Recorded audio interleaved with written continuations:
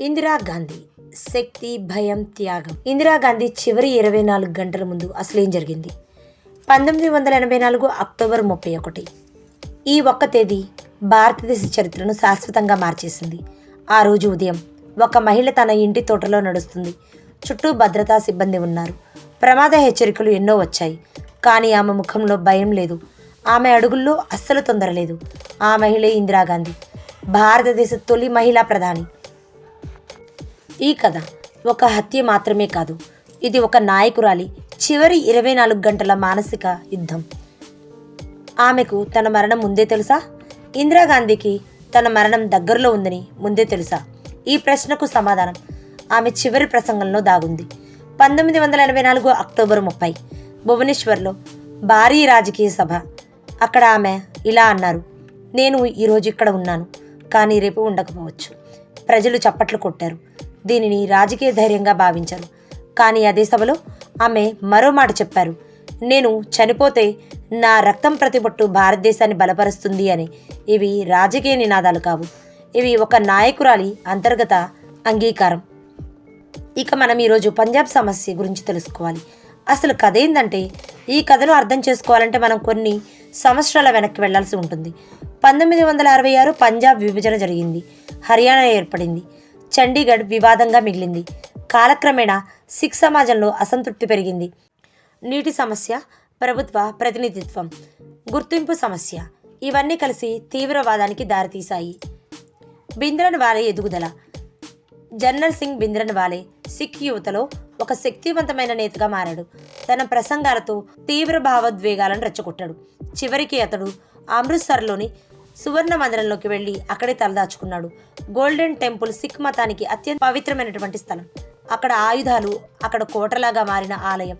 ఇది కేవలం భద్రతా సమస్య కాదు, ఇది మతపరమైన అగ్ని. ఇందిరాగాంధీ ముందున్న అసాధ్యమైనటువంటి ఎంపిక 2 మార్గాలు. ఏమీ చేయలేకపోతే దేశం చీలిపోయే ప్రమాదం ఉంది. సైన్యాన్ని పంపితే సిక్ల మనోభావాలు దెబ్బతినే ప్రమాదం ఉంది. ఏ నాయకుడైనా ఈ నిర్ణయం నిద్ర లేకుండా చేస్తుంది. చాలా రోజులు ఆలోచన తర్వాత ఆమె ఒక కఠిన నిర్ణయం తీసుకున్నారు. అది ఆపరేషన్ బ్లూ స్టార్. 1984 జూన్ భారతదేశ సైన్యం గోల్డెన్ టెంపుల్లోకి ప్రవేశించింది. ట్యాంకులు, హెలికాప్టర్లు, తూటాల శబ్దం. వందలాది మంది మరణించారు.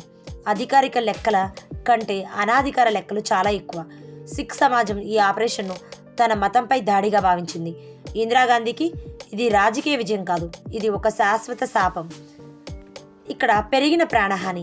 ఆపరేషన్ తర్వాత ఇంటెలిజెన్స్ రిపోర్ట్లు స్పష్టం చేశాయి, ఇందిరాగాంధీకి ఖచ్చితమైన ప్రాణహాని ఉంది అని.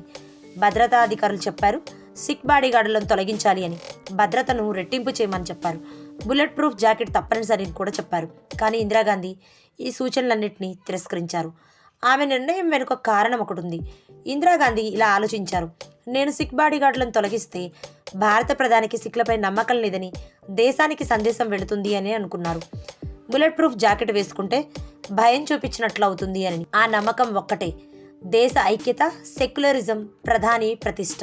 తన ప్రాణాల కంటే పెద్దవి ఇవి. ఇది భావోద్వేగ నిర్ణయం కాదు, ఇది ఒక రాజకీయ లెక్క. చివరి రాత్రి అసలు ఏం జరిగింది? భువనేశ్వర్ సభ తర్వాత ఆమె అర్ధరాత్రి ఢిల్లీకి చేరుకున్నారు. నిద్ర పట్టడం లేదు. మరణం ఆలోచనలు వెంటాడాయి. ఆమె రాసిన ఒక నోట్లో, నేను హింసాత్మకంగా చనిపోతే హింస నా మరణంలో కాదు, నన్ను చంపిన వారి మనసులో ఉంటుంది. ఇది భయం కాదు, ఇది ఒక అంగీకారం అని చెప్పారు. ఇక ఆ రోజు చివరి ఉదయం అక్టోబర్ 31 ఉదయం సమయం 6 గంటలు. మనవళ్ళు రాహుల్ ప్రియాంక గాంధీతో అల్పాహారం చేశారు. ప్రియాంక తర్వాత ఏం చెప్పారంటే, ఆ రోజు నాయనమ్మ నన్ను ఎక్కువసేపు ఆమె గుండెకు నన్ను హత్తుకున్నారు అని. ఆమె ఇంటర్వ్యూకు సిద్ధమయ్యారు. ఆమె ఆ రోజు కట్టుకున్నటువంటి చీర నాకు ఇప్పటికీ గుర్తుంది. నారింజ రంగు కలర్ పైన నలుపు అంచు వచ్చినటువంటి చీరను కట్టుకున్నారు అని, చేతిలో ఒక చిన్న హ్యాండ్ బ్యాగ్ తీసుకున్నారు అని. అదే ఆ రోజు ఆమె చివరి నడక అవుతుందని ఎవరు ఊహించలేకపోయారు. ఉదయం 9:20 ఇంటి తోటలో నుంచి ఆఫీస్ వైపు నడుస్తున్నారు. గేటు దగ్గర 2 బాడీగార్డులు, బిట్ సింగ్, సత్వంత్ సింగ్. ఇందిరాగాంధీ ఎప్పట్లాగానే చేతులు జోడించి నమస్తే అన్నారు. 25 సెకండ్లోనే జరిగింది. బిట్ సింగ్ ముందుకు వచ్చారు. సెల్యూట్ కాదు, తుపాకీతో 3 గుళ్ళు. ఆమె నేలపై పడిపోయారు. అదే క్షణంలో సత్వంత్ సింగ్ ఆటోమేటిక్ గన్తో మొత్తం మ్యాగజిన్ ఖాళీ చేసేశారు.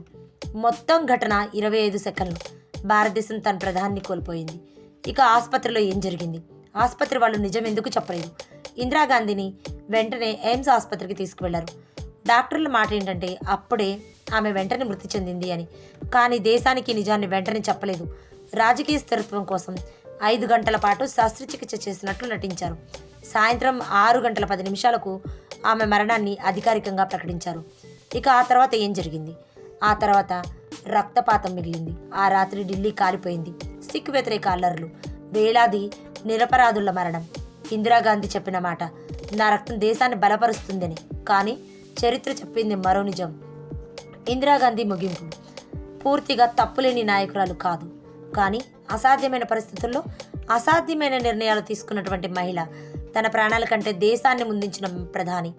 ఇది హీరో కథ కాదు, విలన్ కథ కానే కాదు. ఇది భారతదేశ చరిత్ర యొక్క కథ. మీకు కనుక ఈ వీడియో నచ్చినట్లయితే ప్లీజ్ అండి లైక్ చేయండి.